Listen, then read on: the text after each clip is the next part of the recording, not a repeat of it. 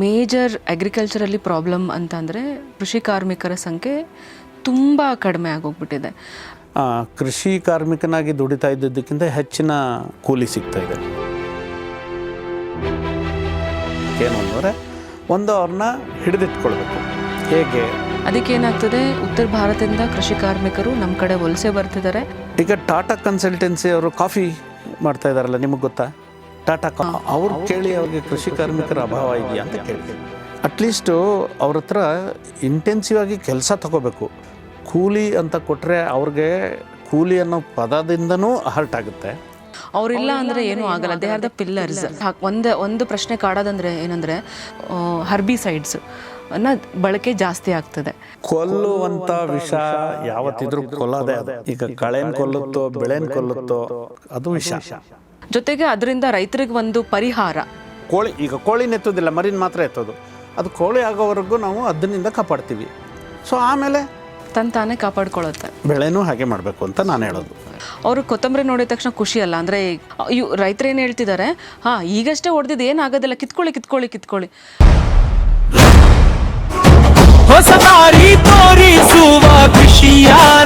Sir, ಇವಾಗ major ಅಗ್ರಿಕಲ್ಚರಲ್ಲಿ problem ಅಂತಂದರೆ labour ಸಿಗ್ತಾ ಇರೋದು. ಕೃಷಿ ಕಾರ್ಮಿಕರ ಸಂಖ್ಯೆ ತುಂಬ ಕಡಿಮೆ ಆಗೋಗ್ಬಿಟ್ಟಿದೆ. ಅದಕ್ಕೇನಾಗ್ತದೆ, ಉತ್ತರ ಭಾರತದಿಂದ ಕೃಷಿ ಕಾರ್ಮಿಕರು ನಮ್ಮ ಕಡೆ ವಲಸೆ ಬರ್ತಿದ್ದಾರೆ. ಮತ್ತು ಅವ್ರಿಗೆ ನಾವು ಒಂದು ಆಪರ್ಚುನಿಟಿ, ಅವಕಾಶನೂ ಕೂಡ ನಮ್ಮಲ್ಲಿ ಕೊಡ್ತಾ ಇದ್ದೀವಿ. ಬೆಂಗಳೂರು ಅಂತಲೇ ಅಲ್ಲ, ಹಳ್ಳಿಗಳಲ್ಲಿ ಇವಾಗ ಮಂಡ್ಯ ಜಿಲ್ಲೆಗಳಲ್ಲಿ ಸುಮಾರು ಕಡೆ ನಾವು ಹಿಂದಿ ಕೃಷಿ ಕಾರ್ಮಿಕರನ್ನ ನಾವು ನೋಡಿದ್ದೀವಿ. ಈಗ ಆನೇಕಲ್ಲಲ್ಲೂ ಕೂಡ ಎಷ್ಟೊಂದು ಜನ ಈ ಹೂವು ಬೇಸಾಯ ಮಾಡ್ತಿರೋರೆಲ್ಲರೂ ಕೂಡ ಹಿಂದಿ ಕಾರ್ಮಿಕರನ್ನ ಇಟ್ಕೊಂಡಿದ್ದಾರೆ, ಕೃಷಿ ಕಾರ್ಮಿಕರನ್ನ ಇಟ್ಕೊಂಡಿದ್ದಾರೆ. ನನ್ನ ಪ್ರಶ್ನೆ ಬಂದು ಅದಲ್ಲ. ನನ್ನ ಪ್ರಶ್ನೆ ಬಂದು ಇದು ಒಂದು ಪ್ರಾಬ್ಲಮ್ ಅಂತ ಇಟ್ಕೊಂಡು ನಾವು, ಯಾಕಂದರೆ ಒಬ್ಬರಿಗೆ 600-700 ರೂಪಾಯಿ, 800 ರೂಪಾಯಿ, ಒಬ್ಬರು 1000 ರೂಪಾಯಿ ಕೇಳ್ತಾರೆ. ತುಂಬ ಸ್ಕಿಲ್ ಲೇಬರ್ ಬೇಕಂದರೆ 1000 ರೂಪೀಸ್ವರೆಗೂ ಕೇಳ್ತಾರೆ. ಇಷ್ಟೊಂದೆಲ್ಲ ಕೊಟ್ಟು ನಮಗೆ ಕಷ್ಟ ಆಗತ್ತೆ ಅಂತ ನಾವೇನು ಮಾಡ್ತಾ ಇದ್ದೀವಿ, ಒಂದು ಹರ್ಬಿಸೈಡ್ಸ್ ಬಳಕೆ ಜಾಸ್ತಿ ಆಗ್ತದೆ. ಇದ್ರ ಬಗ್ಗೆ ನಿಮ್ಮ ಒಂದು ಈ ಒಂದು ಜೀವನದಲ್ಲಿ, ಲೈಕ್ ಈ ಒಂದು ಎಕ್ಸ್ಪೀರಿಯನ್ಸ್ ಅಂತ ನಾವೇನು ಅನ್ಕೋತೀವಿ, ಅದರಲ್ಲಿ ನಿಮ್ಮ ಒಂದು ಅನುಭವ, ಜೊತೆಗೆ ಅದರಿಂದ ರೈತರಿಗೆ ಒಂದು ಪರಿಹಾರ ಕೊಡೋದಾದರೆ ಸರ್. ಲೇಬರ್ ಶಾರ್ಟೇಜಸ್ ಇದೆ, ಇಲ್ಲ ಅಂತಲೇ ಹೇಳಲ್ಲ. ಯಾಕಾಗಿದೆ ಅಂತಂದರೆ ಪಟ್ಟಣಗಳು ಬೆಳೀತಾ ಇದ್ದಾವೆ. ಅಲ್ಲಿ ಕಟ್ಟಡಗಳು ಪ್ರತಿದಿನ ಕೆಲಸ ಸಿಗುತ್ತೆ, ಕಟ್ಟಡಗಳು ಹೇಳ್ತಾ ಇದ್ದಾವೆ. ಸೊ ಕಟ್ಟಡ ಕಾರ್ಮಿಕರಾಗಿ ಕನ್ವರ್ಟ್ ಆಗ್ತಾಯಿದ್ದಾರೆ. ಕೃಷಿ ಕಾರ್ಮಿಕರೆಲ್ಲ ಕಟ್ಟಡ ಕಾರ್ಮಿಕರಾಗ್ತಾ ಇದ್ದಾರೆ. ಮತ್ತು ಅವ್ರಿಗೆ ಕೃಷಿ ಕಾರ್ಮಿಕನಾಗಿ ದುಡಿತಾ ಇದ್ದದ್ದಕ್ಕಿಂತ ಹೆಚ್ಚಿನ ಇದು ಸಿಗ್ತಾಯಿದೆ, ಕೂಲಿ ಸಿಗ್ತಾಯಿದೆ. ಹಾಗಾಗಿ ಕೃಷಿ ಕಾರ್ಮಿಕರು ಕಡಿಮೆ ಆಗ್ತಾ ಇರೋದು ನಿಜ.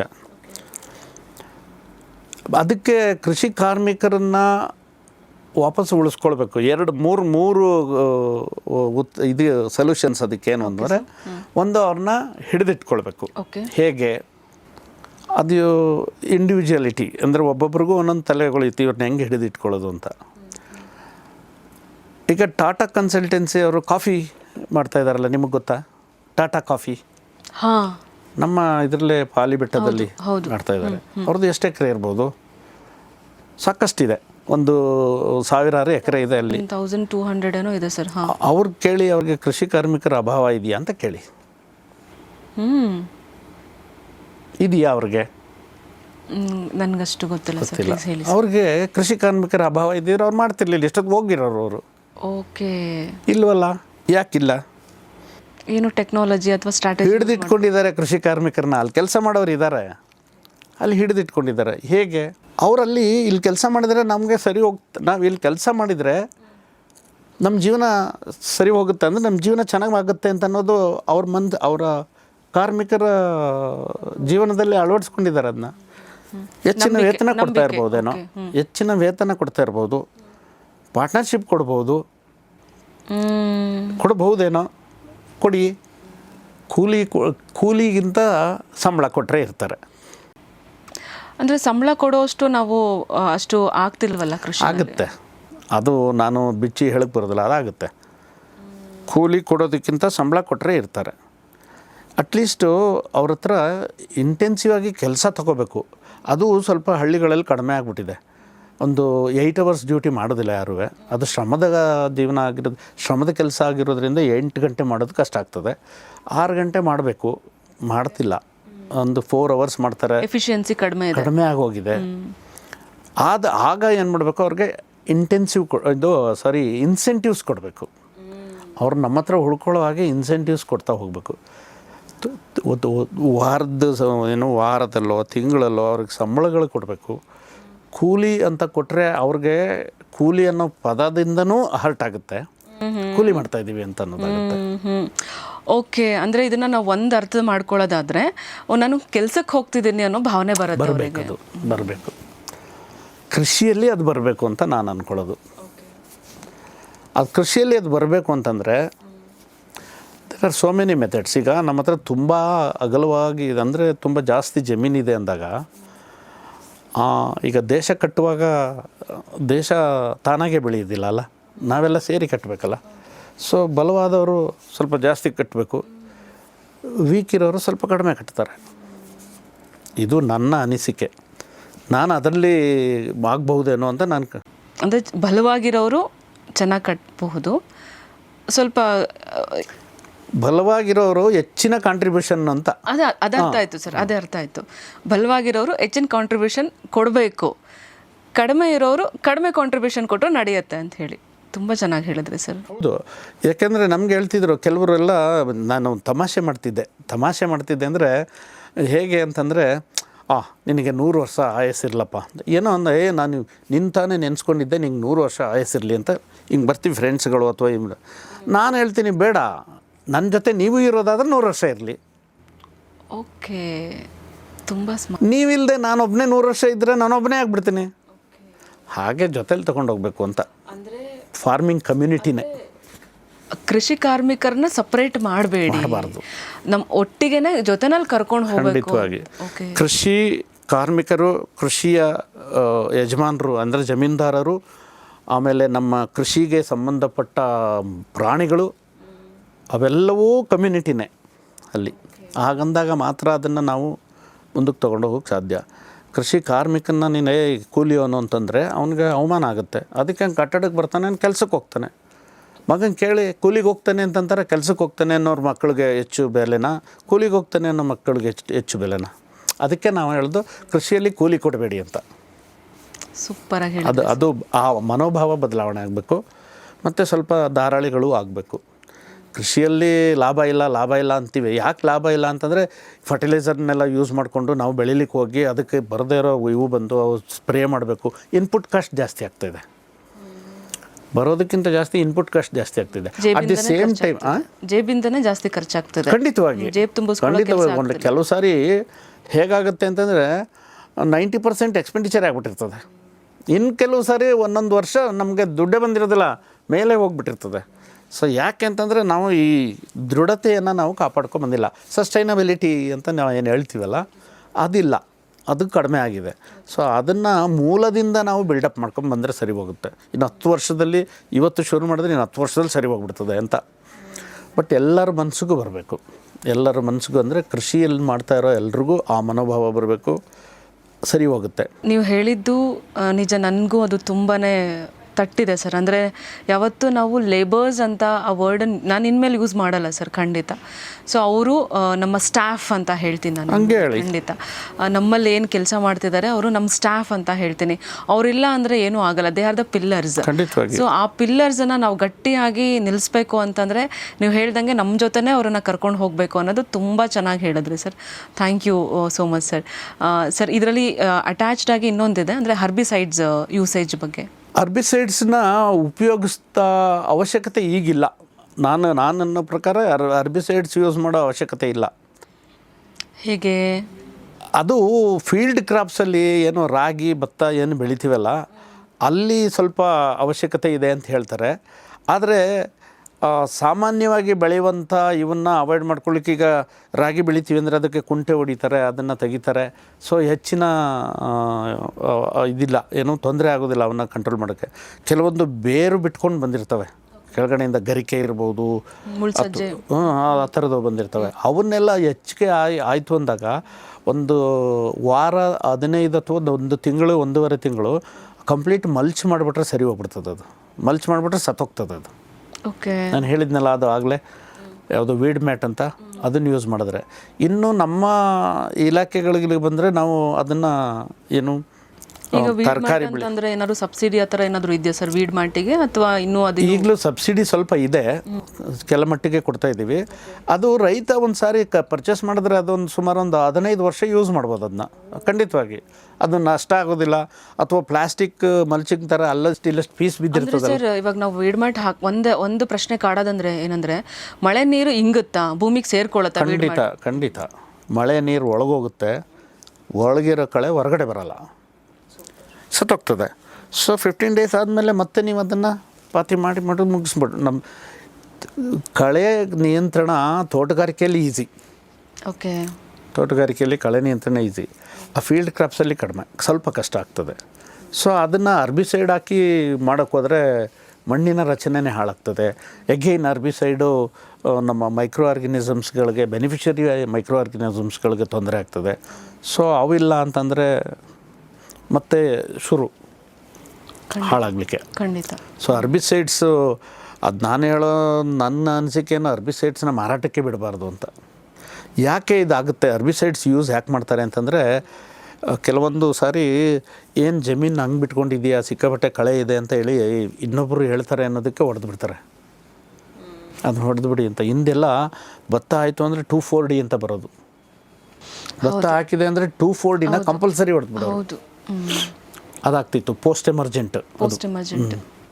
ಅದನ್ನು ಯೂಸ್ ಮಾಡ್ತಿದ್ರು ನಾವು. ಅದರದ್ದು ಎಫೆಕ್ಟ್ ನಮಗೆ ಆವಾಗ ಗೊತ್ತಿರಲಿಲ್ಲ. ಬಟ್ ಲೇಟಾಗಿ ಬಂದ ಮೇಲೆ ಅದು ಅರ್ಬಿಸೈಡ್ಸು ಈಗ ಗೊತ್ತಾಗ್ತಾಯಿದೆ, ಅರ್ಬಿಸೈಡ್ಸ್ದು ಏನು ಪ್ರಾಬ್ಲಮ್ ಆಯಿತು ಅಂತ. ಅದನ್ನು ಅವಾಯ್ಡ್ ಮಾಡೋದು ತುಂಬ ಅವಶ್ಯಕತೆ ಇದೆ. ಅವಾಯ್ಡ್ ಮಾಡಬೇಕು ಅರ್ಬಿಸೈಡ್ನ. ನನಗೆ ರೀಸೆಂಟಾಗಿ ಒಂದು ಎಕ್ಸ್ಪೀರಿಯನ್ಸ್ ಆಯಿತು ಸರ್. ರೈತರ ಫೀಲ್ಡಿಗೆ ಹೋದಾಗ ಒಂದು ಟ್ರೈನಿಂಗ್ ಇತ್ತು, ಹೋಗಿದ್ವಿ. ಹಾಗೆ ಮುಗಿಸ್ಕೊಂಡು ತಾಕುಗಳ ಪರಿಶೀಲನೆ ಅಂತ ಹೋಗಿದ್ವಿ ನಾವು. ಆವಾಗ ಕೊತ್ತಂಬರಿಗೆ ರೇಟ್ ಇಲ್ಲ ಅಂತ ಹೇಳಿದರು. ಕೊತ್ತಂಬರಿ ಬೆಳೆದಿದ್ರು, 1 ಎಕರೆನಲ್ಲಿ ಕೊತ್ತಂಬರಿ ಬೆಳೆದಿದ್ರು ರೈತರು. ಅವ್ರು ಏನು ಮಾಡ್ತಿದ್ದಾರೆ, ಹರ್ಬಿಸೈಡ್ನ ಸ್ಪ್ರೇ ಮಾಡಿದ್ರು ಕೊತ್ತಂಬರಿಗೆ. ಗ್ಲೈಫೋಸೈಟ್ ಕೆಮಿಕಲ್, ಗ್ಲೈಫೋಸೈಟ್ ನೀವೇನು ಸ್ಪ್ರೇ ಮಾಡ್ತಿದ್ದೀರ ಅಂತ ಕೇಳಿದ್ರು. ಕಳೆ ಔಷಧಿ ಹೊಡಿತಾ ಇದ್ದೀವಿ ಅಂತ ಹೇಳಿದ್ರು ಅವರು. ಯಾಕೆ ಅನ್ನೋದಕ್ಕೆ ರೇಟ್ ಇಲ್ಲ, ಅದಕ್ಕೆ ನಾವು ಇದು ಮಾಡ್ತಿದ್ದೀವಿ ಅಂತ. ರೇಟ್ ಇಲ್ಲ ಅಂದರೆ ಇವಾಗ ಅದನ್ನು ಈ ಕೂಲಿ ಕೊಟ್ಟು ಕೀಳ್ಸೋದಕ್ಕೂ ಕೂಡ ಇವಾಗ 600 ರೂಪಾಯಿ ಕೊಟ್ಟರು ಕೂಡ 600 ರೂಪಾಯಿ ನಂಗೆ ಅಲ್ಲಿ ಗಿಟ್ಟಲ್ಲ, ಅದಕ್ಕೆ ನಾ ಹೊಡೆದೆ ಅಂತ ಹೇಳಿದ್ರು. ಮಣ್ಣಿಗೆ ಮಿಕ್ಸ್ ಮಾಡ್ಬೋದಿತ್ತಲ್ಲ. ಆಮೇಲೆ ಇನ್ನೊಂದೇನಾಯಿತು, ಅಲ್ಲೆಲ್ಲ ಸ್ವಲ್ಪ ಜನ ಲೇಡೀಸ್ ಬಂದಿದ್ರು, ತರಬೇತಿಗೆ ಅಂತ ಬಂದಿರಲ್ಲ ಲೇಡೀಸು. ಅವರು ಕೊತ್ತಂಬರಿ ನೋಡಿದ ತಕ್ಷಣ ಖುಷಿ ಅಲ್ಲ. ರೈತರು ಏನು ಹೇಳ್ತಿದ್ದಾರೆ, ಈಗಷ್ಟೇ ಹೊಡೆದಿದ್ದು ಏನಾಗೋದಿಲ್ಲ, ಕಿತ್ಕೊಳ್ಳಿ. ಲಿಟ್ರಲಿ ಸರ್, ಅಷ್ಟೂ ಒಂದು 10 ಜನ ಅವರು ಕೈ ಇಟ್ಟು ಅದನ್ನು ಕಿತ್ಕೊಂಡು ಕಂತೆ ಕಟ್ಕೊಂಡು ಮನೆಗೆ ತೊಗೊಂಡು ಹೋದರು. ಅರಿವು ಕಡಿಮೆ, ಅದೇನಾಗುತ್ತೆ ಅಂತ ಸ್ವಲ್ಪ ಅಲ್ವಾ ಅನ್ನೋದಾಗ್ತದೆ. ಅದು ತಪ್ಪು, ಮಾಡಬಾರ್ದು. ಅದಕ್ಕೆ ಅಂಥವ್ರನ್ನ ನಾವು ಅಡ್ರೆಸ್ ಮಾಡಬೇಕು, ಅವ್ರಿಗೆ ನಾವು ತಿಳುವಳಿಕೆ ಕೊಡಬೇಕು. ಅರ್ಬಿಸೈಡ್ಸ್ನ ಯೂಸ್ ಮಾಡೋದನ್ನ ಕಂಪ್ಲೀಟ್ ನಿಲ್ಲಿಸ್ಬೇಕು. ಬಟ್ ಈಗ ಅಂಥ ಒಂದು ಇನ್ಸಿಡೆಂಟ್ಗಳು ನನಗನ್ಸುತ್ತೆ ಅವು ಸ್ವಾಭಾವಿಕ ಅಲ್ಲ, ಅವು ಅಸ್ವಾಭಾವಿಕನೇ. ಅದು ನಾವು ಈಗ ಜಮೀನು ಹಾರ್ವೆಸ್ಟ್ ಮಾಡೋಕ್ಕಾಗೋದಿಲ್ಲ ಅಂದರೆ ಅದನ್ನು ಉತ್ಬಿಡ್ತಾರೆ. ಯಾವುದೋ ಹಾರ್ವೆಸ್ಟ್ ಮಾಡಿದ್ರೂ ಗಿಟ್ಟೋದಿಲ್ಲ ಅಂದರೆ ಭೂಮಿಗೆ ಉತ್ಬಿಡ್ತಾರೆ. ಸೊ ಅಷ್ಟರ ಮಟ್ಟಕ್ಕೆ ನಾವು ಆ ಫಲವತ್ತತೆನ ಅಲ್ಲೇ ಇಟ್ಟಂಗಾಯ್ತಲ್ಲ. ಹಾರ್ವೆಸ್ಟ್ ಮಾಡಿದ್ರೆ ತಾನೇ ನಾವು ಅಲ್ಲಿಂದ ಫಲವತ್ತತೆ ತೊಗೊಂಡೋಗ್ತಾ ಇದ್ದೀವಿ ಅಂತ ಅನ್ಸೋದು. ಅದನ್ನಲ್ಲೇ ಮಿಕ್ಸ್ ಮಾಡಿದ್ರೆ ಅದಲ್ಲೇ ಇರ್ತದೆ, ಮುಂದಿನ ಬೆಳೆಗೆ ಅನುಕೂಲ ಆಗುತ್ತೆ. ಮಲ್ಚ್ ಮಾಡಿದ್ರೆ ಇನ್ನೂ ಫಲವತ್ತತೆ ಜಾಸ್ತಿ ಆಗುತ್ತೆ, ಗೊಬ್ಬರ ಜಾಸ್ತಿ ಆಗುತ್ತೆ, ಅಲ್ಲೇ ಉಳಿಯುತ್ತೆ. ನಮ್ಮ ಮಲ್ಚಿಂಗನ್ನು ಯಾಕೆ ಹೇಳ್ತೀನಿ ಅಂತಂದರೆ, ಗಿಡಗಳ ಸುತ್ತ ಕಳೆಗಳು ಜಾಸ್ತಿ ಆದರೆ ಗಿಡಕ್ಕೆ ನಾವು ವ್ಯವಸಾಯ ಮಾಡೋದು ಕಷ್ಟ ಆಗ್ತದೆ. ಅದಕ್ಕೋಸ್ಕರ ನಾವು ಗಿಡಕ್ಕಾಗಿ ಕೊಡುವಂತಹ ಗೊಬ್ಬರಗಳನ್ನು ಈ ಕಳೆಗಳು ತಿಂದುಬಿಟ್ಟು ಅದನ್ನು ಗಿಡಕ್ಕೆ ಸಿಗದ ಹಾಗೆ ನೋಡ್ಕೋತವೆ. ಯಾಕೆಂತಂದರೆ ನಿಮಗೆ ಗೊತ್ತು, ಈ ನಿಮಗೆ ಈ ನ್ಯಾಚುರಲ್ ಥಿಯರಿ ಏನಿದೆ ಅಂತಂದರೆ, struggle for the existence and survival of the fittest ಅಂತ. ಆ ಥಿಯರಿ ಹೋರಾಟ ಇದೆ, ಬದುಕಲಿಕ್ಕೆ ಹೋರಾಟ. ಈ ಬಲವಿದ್ದವನು ಬದುಕ್ತಾನೆ ಅಂತ. ಆಯಿತಾ? ಈ ಕಳೆಗಳನ್ನ ಯಾರೂ ರೂಢಿಸ್ಕೊಳ್ಳೋದಿಲ್ಲ. ಕಳೆಗಳು ಇಂಥ ಕಳೆನೇ ಬರಬೇಕು, ಇಂಥ ಕಳೆ ಬರಬಾರ್ದು, ಅಥವಾ ಇಂಥ ಕಳೆನ ಯಾವನು ಅದ್ರ ಬಗ್ಗೆ ರಿಸರ್ಚ್ ಮಾಡಿ ಕಳೆನ ಒಳ್ಳೆ ಕಳೆ ಬರಬೇಕು ಅಂತ ಯಾರು ರಿಸರ್ಚ್ ಮಾಡಲ್ಲ ನಾವು.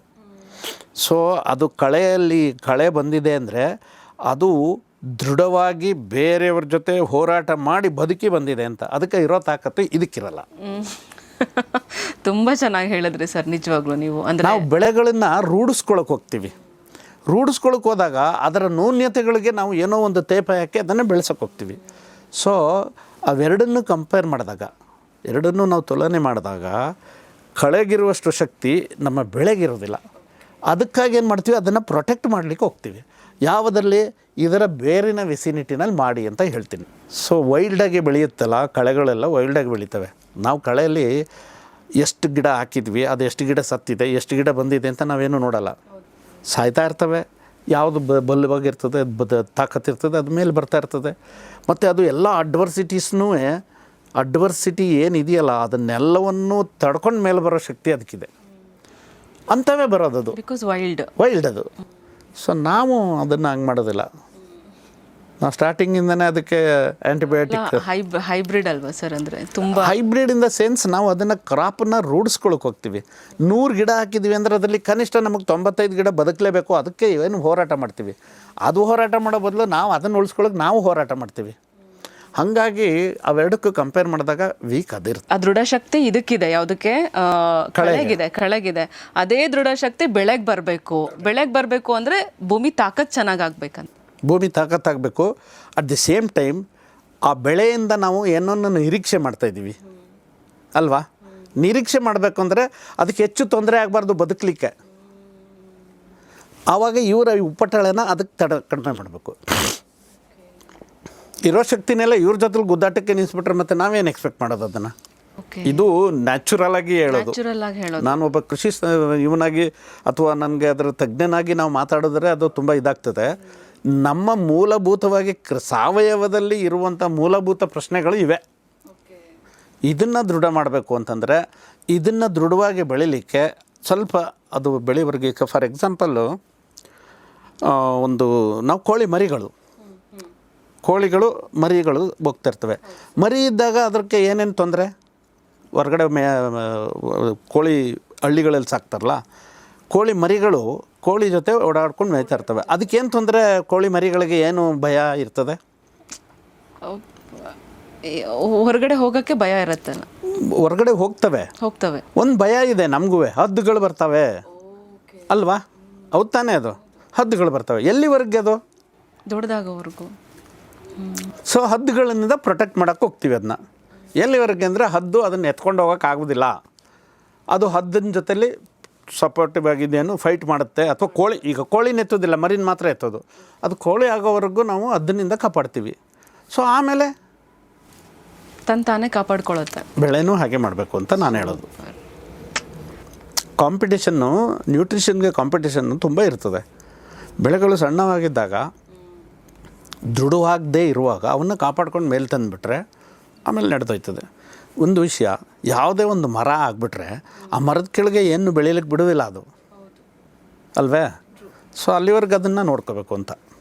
ಸೊ ಹಾಗಾಗಿ ನಾವು ಗಿಡದ ಸುತ್ತಲೂ ಕಳೆಗಳನ್ನ ಕಂಟ್ರೋಲ್ ಮಾಡಬೇಕು. ಯಾಕೆ ಅಂತಂದರೆ ನಾವು ಹೊರಗಡೆಯಿಂದ ನಾವೇನು ಗೊಬ್ಬರಗಳನ್ನು ಕೊಡ್ತಾಯಿದ್ವಿ ಅದು ನಷ್ಟ ಆಗ್ದಂಗೆ ನೋಡ್ಕೊಳ್ಳೋಕೆ ಅಂತ ಹೇಳ್ತೀವಿ ಅಷ್ಟೇ. ಇದಕ್ಕೆ ಹರ್ಬಿಸೈಡ್ ಹೊಡಿಬೇಕು ಅಂತ ಅನಿಸೋದಿಲ್ಲ ನನಗೆ. ಆಮೇಲೆ ಇನ್ನೊಂದು, ಕಳೆಗಳು ಬೆಳೆಯ ಸುತ್ತ ಇರುವಂಥ ಜಾಗ ಚೆನ್ನಾಗಿದೆ, ಆಮೇಲೆ ಆ ಕಡೆ ಮಧ್ಯದಲ್ಲಿ ಅದಕ್ಕೇನು ತಲೆ ಕೆಡಿಸ್ಕೋಬಾರ್ದು. ಅಂದರೆ ಒಂದು ಅವಮಾನ ಅಂದ್ಕೋಬಾರ್ದು. ಅದನ್ನ ಕಟ್ ಮಾಡಬೇಕು, ಹಾಕ್ಕೋಬೇಕು. ಚೆನ್ನಾಗಿ ಬರ್ತಾಯಿದೆ ಅಂತಂದರೆ ಅಲ್ಲಿ ಫಲವತ್ತತೆ ಇದೆ, ಅದನ್ನು ಕಟ್ ಮಾಡಬೇಕು, ಡ್ರೈ ಮ್ಯಾಟ್ರ್ ಮಾಡಬೇಕು, ಹಾಕ್ಕೋಬೇಕು. ಅದು ಎರಡು ಕಾರಣಕ್ಕೆ, ಒಂದು ಗೊಬ್ಬರ ಆಗುತ್ತೆ, ಇನ್ನೊಂದು ಮಲ್ಚಿಂಗೂ ಆಗುತ್ತೆ. ಅದು ಡ್ರೈ ಮ್ಯಾಟ್ರ್ ಮಲ್ಚಿಂಗೂ ಆಗುತ್ತೆ, ಮಾಡ್ಬೋದು ಅದನ್ನ. ಸೊ ಇದನ್ನೆಲ್ಲ ನಾವು ಮುಂದಿನ ದಿನಗಳಲ್ಲಿ ನಾವು ನಿವೃತ್ತರಾದಮೇಲೆ ಹೇಳಿ ಮಾಡಿಸೋದಕ್ಕಿಂತ ನಾವೇ ಮಾಡೋಣ ಅಂತ ಅದೊಂದು ಮನಸ್ಸಲ್ಲಿದೆ ನನಗೆ. ಅಂದರೆ ಇದನ್ನು ಆಲ್ರೆಡಿ ಕೆಲವೊಂದು ಟೆಕ್ನಾಲಜಿ ನೀವು ಹೇಳಿದ್ದನ್ನು, ಏನು ಗಿಡ ಸುತ್ತ ಹಾಕಬೇಕು, ಕಳೆನೇ ತೆಗೆದುಬಿಟ್ಟು ಹಾಕಬೇಕು, ತೋಟಗಾರಿಕೆ ಬೆಳೆಗಳಲ್ಲಿ ತುಂಬ ಚೆನ್ನಾಗಿ ಆಗುತ್ತೆ ಸರ್ ಇದು. ನಾವು ಸೀಬೆ ಬೆಳೀತಾ ಇದ್ದೀವಿ, ಮ್ಯಾಂಗೋ ಬೆಳೀತಾ ಇದ್ದೀವಿ. ಯಾಕಂದರೆ ನಮ್ಮಲ್ಲಿ ಏನಾಗಿದೆ ಅಂತಂದರೆ because of the soil nature ತುಂಬ ಕಳೆಗಳು ತುಂಬ ವರ್ಷದಿಂದ ಫಾಲೋ ಬಿಟ್ಟಿರೋದ್ರಿಂದ ವೀಡ್ ಸೀಡ್ ಬ್ಯಾಂಕ್ ಇದೆ, ಅದನ್ನು ನಾವು ಮಾಡ್ತಿದ್ದೀವಿ. ಅದು ಪ್ರೂವನ್ ಆಗಿದೆ ಅದು. ಬಟ್ ನಾವು ಹೇಳೋದಕ್ಕಿಂತ ಅದು ಒಬ್ಬರು ತಜ್ಞರಿಂದ ಹೇಳಿದ್ರೆ ತುಂಬ ಚೆನ್ನಾಗಿ ರೈತರಿಗೆ ರೀಚ್ ಆಗುತ್ತೆ. ಮತ್ತು ಅದವ್ರಿಗೆ ಪ್ರಾರಂಭದಲ್ಲಿ ಕಷ್ಟ ಆಗುತ್ತೆ. ಅದಕ್ಕೆ ನಾವು ಏನು ಮಾಡ್ತೀವಿ, ರೋಡು ಪ್ರಯಾಣ ಶುರು ಮಾಡುವಾಗಲೇ ಕಷ್ಟ ಎದುರಾಗ್ಬಿಟ್ರೆ ಸ್ವಲ್ಪ ಇಂಜರಿಕೆ ಜಾಸ್ತಿ ಆಗುತ್ತೆ. ಪ್ರಯಾಣದ ಮುಂದೆ ಕಷ್ಟ ಪ್ರಯಾಣ ಪ್ರಾರಂಭದಲ್ಲಿ ಕಷ್ಟ, ಮುಂದಿನ ಜಾಗ ಸರಿ ಇದೆ ಅಂತ ನಮಗೆ ಹೋಪ್ಸ್ ಕೊಡಬೇಕು ಅವ್ರಿಗೆ. ಈಗ ದಾರೀಲಿ ಈ ದಾರಿ ಕಠಿಣ ದಾರಿ ಇದೆ, ಮುಂದೆ ಸ್ವಲ್ಪ ಫಾರೆಸ್ಟ್ ಇದೆ, ಆಮೇಲೆ ಒಂದು ಒಳ್ಳೆ ರಸ್ತೆ ಸಿಗುತ್ತೆ ಅಂದರೆ ಅಷ್ಟು ಜಾಗ ನೋಡ್ರಪ್ಪ ಇದೆ. ಅದನ್ನು ತಿಳಿದಿರೋರು ಯಾರಾದರೂ ಅಲ್ಲಿ ರಸ್ತೆ ಇದೆ ಅಂತ ಅನ್ನೋರು ಇವ್ರಿಗೆ ಹೇಳಬೇಕು, ಅಲ್ಲಿದೆಯಪ್ಪ ಇಷ್ಟೇ ದೂರ ಇದು, ಸ್ವಲ್ಪ ನಡ್ಕೊಂಡು ಹೋಗ್ಬಿಟ್ರಾಗುತ್ತೆ ಅಂತ. ಆ ರೀತಿ ಅವ್ರನ್ನ ಇನ್ಸ್ಪೈರ್ ಮಾಡ್ಬೋದು ಅಂದ್ಕೊಂಡಿದ್ದೀನಿ. ಓಕೆ ಸರ್, ಇಲ್ಲ ಚೆನ್ನಾಗಿ ಹೇಳಿದ್ರೆ ಸರ್, ಖಂಡಿತ. ಅಂದರೆ ಈ ಕಳೆನಾಶಕ ಏನು ಹೊಡಿತಾ ಇದ್ದಾರೆ ಅದು ಮುಂದಿನ ದಿನಗಳಲ್ಲಿ ಖಂಡಿತ ಕಡಿಮೆ ಆಗಬೇಕು, ಎಲ್ಲ ನಿಲ್ಲಿಸಿದ್ರೆ ಇನ್ನೂ ಒಳ್ಳೇದಾಗತ್ತೆ. ಯಾಕಂದರೆ ರೈತರುಗಳು ಪರ್ಯಾಯವಾದ ರೀತಿನಲ್ಲಿ ಅದನ್ನು ನಿಯಂತ್ರಣ ಮಾಡೋದಕ್ಕೆ ಅವರೇ ಒಂದು ಟೆಕ್ನಾಲಜಿನ ಅವರೇ ಕಂಡ್ಕೋತಾರೆ ಮುಂದಕ್ಕೆ ಅಂತ ಹೇಳ್ಬಿಟ್ಟು. ನಿಮ್ಗೆ ತುಂಬ ಜಾಸ್ತಿ ಆಯಿತು ಅಂದರೆ ಈಗ ಸಾಲ್ಟ್ ವಾಟರ್ ಸ್ಪ್ರೇ ಮಾಡಿದ್ರು ಸ್ನಬ್ ಮಾಡ್ಬೋದು ಕಳೆನ. ಈಗೆಲ್ಲ ಸಾವಯವ ಕಳೆನಾಶಕ ಅಂತಲೂ ಬಂದಿದೆ ಸರ್. ಅಂದರೆ ನಮ್ಮಲ್ಲಿರುವಂತಹ ಒಂದು ಏನು ಬೆಳೆದಿರುತ್ತೆ ಕಳೆ, ಸತ್ತೆ ಬೆಳೆದಿರುತ್ತೆ, ಅದನ್ನೇ ಬಳಸ್ಕೊಂಡು ಸಾವಯವ ಕಳೆನಾಶಕ ಮಾಡ್ಕೋಬೋದು ಅಂತ ತುಂಬ ತಜ್ಞರು ಹೇಳ್ತಾರೆ. ಅಂದರೆ ಅದಕ್ಕೆ ನಾವು ಅಂದರೆ ರಿಸ್ಕ್ ತೊಗೊಳ್ಳಿಲ್ಲ ಅಂದರೆ ಏನಾಗಲ್ಲ. ಇವಾಗ ಹೆಂಗೆ ಗೊಬ್ಬರಕ್ಕೆ ನಾವು ಒಂದು 2 ತಿಂಗಳು ವೆಯ್ಟ್ ಮಾಡಬೇಕು ವರ್ಮಿ ಕಾಂಪೋಸ್ಟ್ ಆಗಬೇಕಂದ್ರೆ, ಸಾವಯವ ಕಳೆನಾಶಕ ಕೂಡ ನೀನು 1 ತಿಂಗಳು ಬಿಡಬೇಕು, ಅದನ್ನು ನೆನೆ ಹಾಕಿ ಬಿಡಬೇಕಾಗತ್ತೆ. ಇವೆಲ್ಲ ತಂತ್ರಜ್ಞಾನಗಳು ರೈತರಿಗೆ ನಾವು ಎಷ್ಟು ಸಾಧ್ಯ ಆಗುತ್ತೋ ಅಷ್ಟು ರೀಚ್ ಮಾಡಿಸ್ತಿದ್ದೀವಿ. ಬಟ್ ಕೆಮಿಕಲ್ ಹರ್ಬಿಸೈಡ್ಸ್ ಏನಿದೆ ಅದು ನೀವು ಹೇಳ್ದಂಗೆ ಅದು ನಿಲ್ಲಬೇಕು ಅಂತ. ಕೊಲ್ಲುವಂಥ ವಿಷ ಯಾವತ್ತಿದ್ರೂ ಕೊಲ್ಲೋದೇ ಅದು. ಈಗ ಕಳೆನ ಕೊಲ್ಲುತ್ತೋ ಬೆಳೆನ ಕೊಲ್ಲುತ್ತೋ ಅದು ವಿಷ. ಓಕೆ, ಹೌದು ತಾನೆ? ಸಾವಯವ ಆಗಲಿ, ಒಂದು ಗಿಡನ ಕೊಲ್ತಾ ಇದೆ ಅಂದರೆ ಅದು ಹುಲ್ಲಾಗಿರ್ಬೋದು ಅಥವಾ ನಮಗೆ ಬೇಕಾಗಿರೋ ಬೆಳೆ ಆಗಿರ್ಬೋದು, ಕೊಲ್ತಾ ಇದೆ ಅಂದರೆ ಅದು ವಿಷನೇ ತಾನೆ. ಅಂದರೆ ನಾವು ಈ ಬೆಳೆನೇ ವಿಷವಾಗಿ ಕನ್ವರ್ಟ್ ಮಾಡಿ ಅದನ್ನು ಕೊಲ್ತಾ ಇದ್ದೀವಿ ಅಂತ. ಅದರ ರೆಸಿಡ್ಯೂ ಏನಾಗ್ತದೆ ಅಂತ ಅನ್ನೋದನ್ನು ಸ್ವಲ್ಪ ನೋಡಬೇಕು. ಅದ್ರ ಬಗ್ಗೆ ಹೆಚ್ಚಿನ ಮಾಹಿತಿ ನನಗಿಲ್ಲ. ಸೊ ಅದ್ರ ಬಗ್ಗೆ ನಾನು ಹೆಚ್ಚು ಕಮೆಂಟ್ ಮಾಡೋಕ್ಕೆ ಹೋಗಲ್ಲ. ಓಕೆ ಸರ್, ರೈತರಿಗೆಲ್ಲ ಇನ್ಸ್ಪಿರೇಷನ್ ಕೊಡ್ತು ಅನ್ನೋದೊಂದು ತಂತ್ರಜ್ಞಾನ ಯಾವುದು ಸರ್? ಆಮೇಲೆ ಅದನ್ನು ಬರ್ತಿದ್ದಾಗೆ ಕಾಯ್ತಾ ಇರ್ತಾರೆ ಅರ್ಲಿ ಇನೋವೇಟರ್ಸ್. ಅವರು ತೊಗೊಂಬಂದು ಟೆಕ್ನಾಲಜಿ ಹಾಕೊಬಿಡ್ತಾರೆ, ಆಮೇಲೆ ಲೇಟ್ ಇನೋವೇಟರ್ಸ್ ಬರ್ತಾರೆ.